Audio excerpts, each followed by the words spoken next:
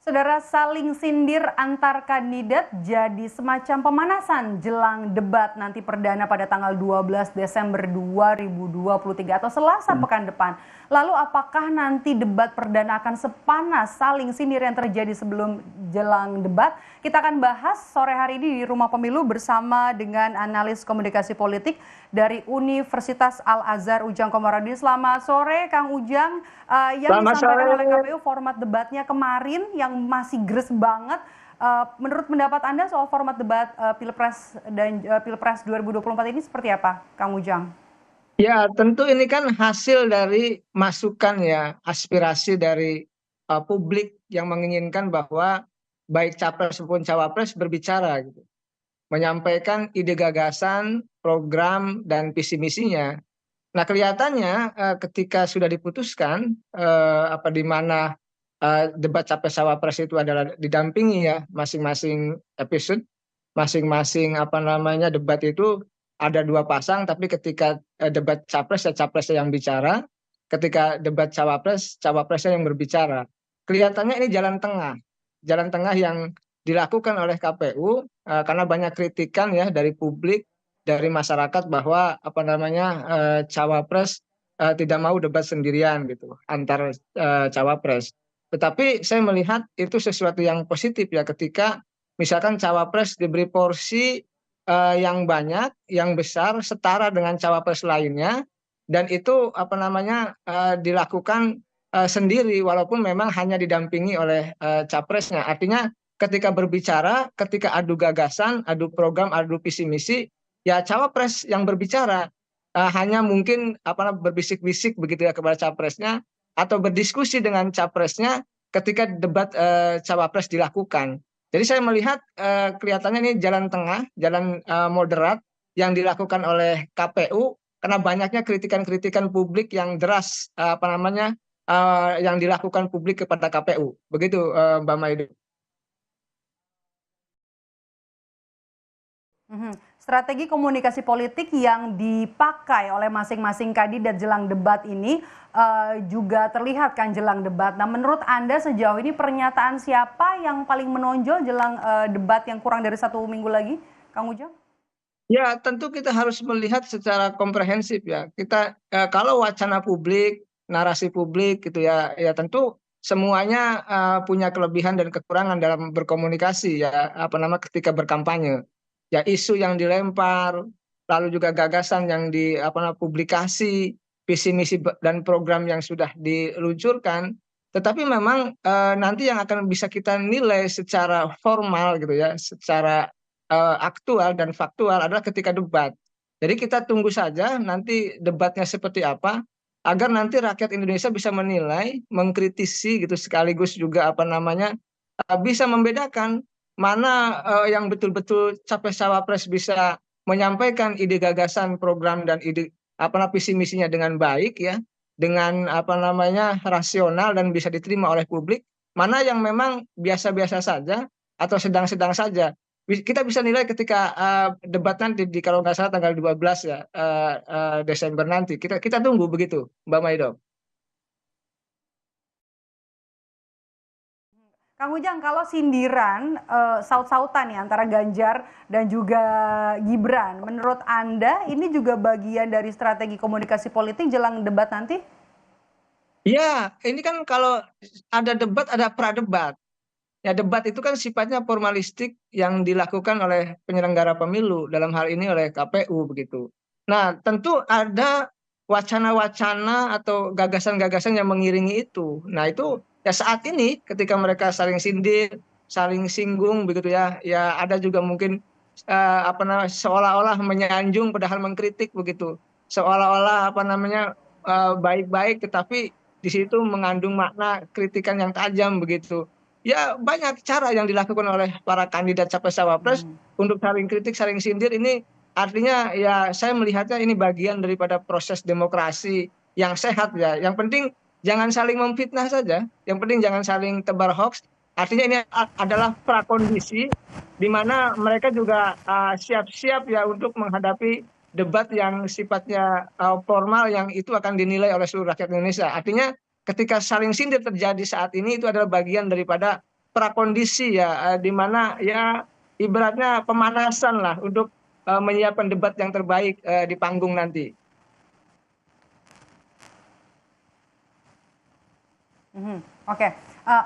Kang Ujang, kalau kita lihat kan sekarang Gibran semakin berani. Banyak sekali statement-statementnya yang bisa kita lihat jelang debat atau Anda tadi katakan pra-debat gitu. Banyak yang muncul statement yang banyak juga yang bisa di-quote jelang debat ini. Ini juga jadi strategi sendiri.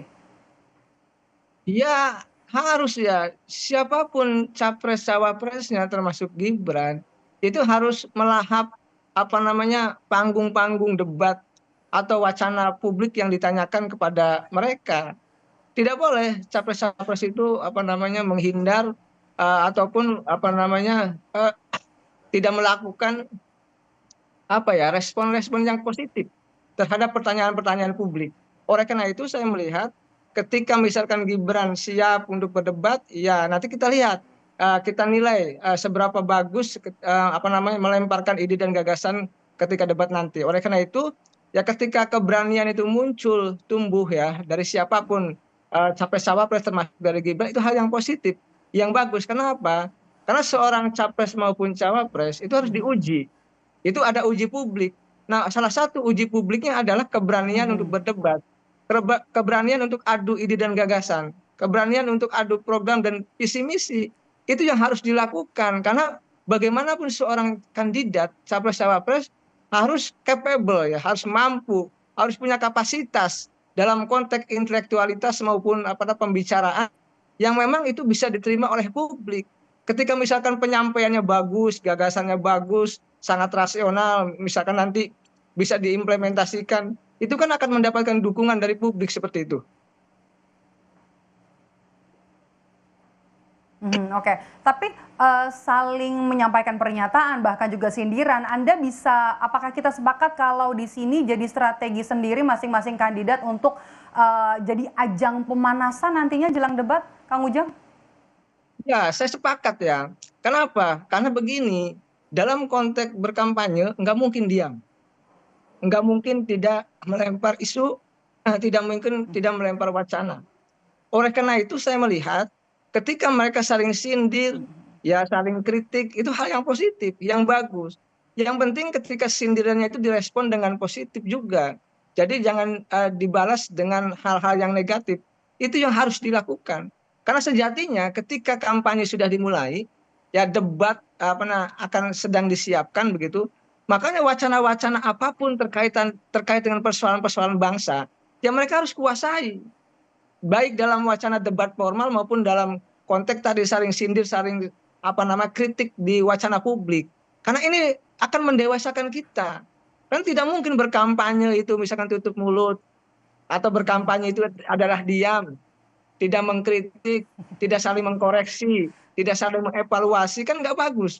Oleh karena itu Oke. wacana yang harus dibangun, ditumbuhkan atau Mhm. dikembangkan oleh kandidat capres cawapres adalah membangun konstruksi wacana tadi saling kritik yang memang rasional, yang memang bisa diuji, yang memang terukur, yang memang ada ide gagasan yang disampaikan.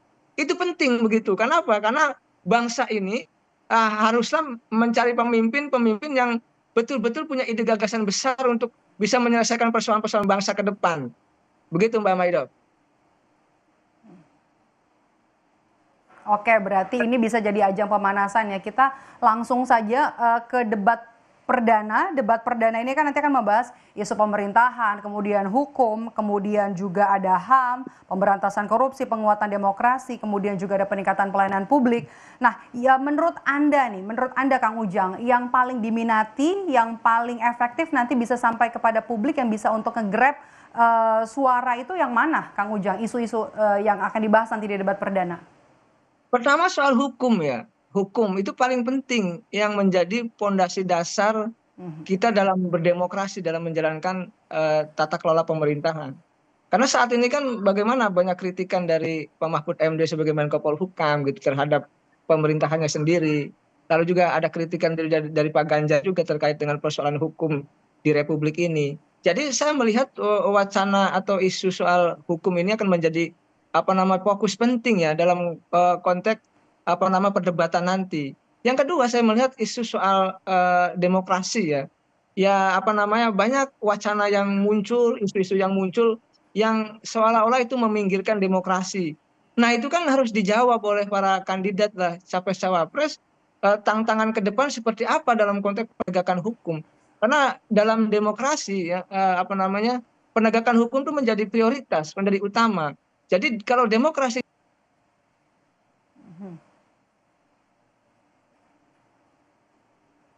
apa namanya penegakan hukum yang Mhm. adil, yang tidak tebang pilih.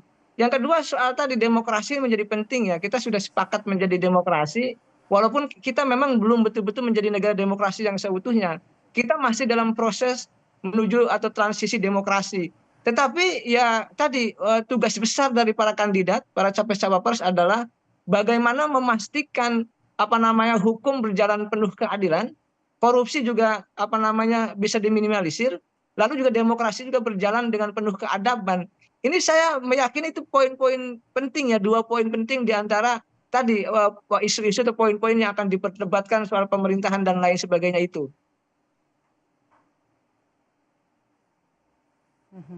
Oke, kita akan lihat nanti dua poin penting yang tadi disampaikan Kang Ujang, apakah nanti bakalan panas debatnya nanti masing-masing adu gagasan, adu ide dalam debat Pilpres 2024 perdana nanti 12 Desember 2023. Terima kasih atas obrolan kita sore hari ini di program Rumah Pemilu, Kang Ujang, analis komunikasi politik dari Universitas Al-Azhar, Ujang Komarudin. Sehat selalu, Kang Ujang. Amin, sama-sama.